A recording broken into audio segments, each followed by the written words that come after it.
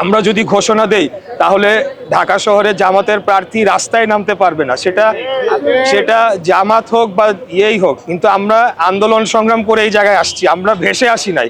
আমাদের দীর্ঘ 17 বছরের ত্যাগ রয়েছে, আমাদের বহু ভাইদের রক্ত রয়েছে। তারা কোথায় ছিল? তারা তো হঠাৎ করে বের হয়েছে 5 তারিখের পরে, অগাস্টের 24-এর পরে এই গুপ্ত বাহিনী তারা হঠাৎ করে উদয় হয়েছে বেশিরভাগই। এর আগে আমরা দেখেছি তারা ভোরবেলা 6টার সময় যখন রাস্তাঘাটে জনগণ থাকতো না, তারা চুপ করে অন্ধকারে বের হইতো, মিছিল করে তারা চলে যেত। এই ছিল তাদের আন্দোলন সংগ্রাম। আমরা রাজপথে বুক ফুলিয়ে রক্ত দিয়েছি, আমরা গুলির মুখে দাঁড়িয়ে আমাদেরকে হত্যা করা হচ্ছে 17 বছর যাবৎ, গুম খুনের শিকার হয়েছি, আমরা কোনো সময় পিছু হটে যাই নাই।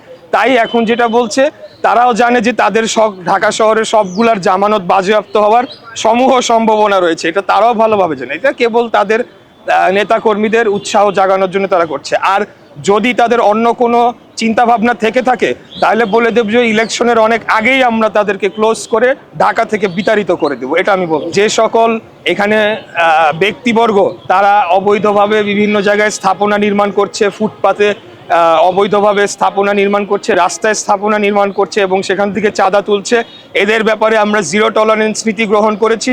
কোনো অবৈধ স্থাপনা এবং অবৈধ কর্মকাণ্ড আমাদের দল সেটাকে অনুমোদন করে না। আমরাও তার বিরুদ্ধে একটা জোরালো অবস্থান নিয়েছি এবং আমরা জিরো টলারেন্স নীতি এই ব্যাপারে আমরা অবলম্বন করবো ইনশাআল্লাহ। এটা যেহেতু আমাদের দল থেকে যে স্টেটমেন্ট দেওয়া হচ্ছে আমি সেইখানেই থাকছি, এবং এই ব্যাপারে যেহেতু আমাদের কেন্দ্রীয়ভাবে এই বিষয়টি কমিশনের সাথে যোগাযোগ করে একটা জায়গায় যাওয়ার চেষ্টা করা হচ্ছে, সেখানেই থাক।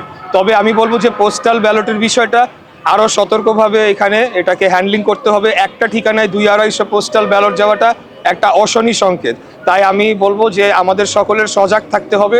যদি এখানে কারো কোনো গাফিলতি থেকে থাকে সেটা এখনও সময় রয়েছে, সেটাকে ঠিক করা সম্ভব রয়েছে।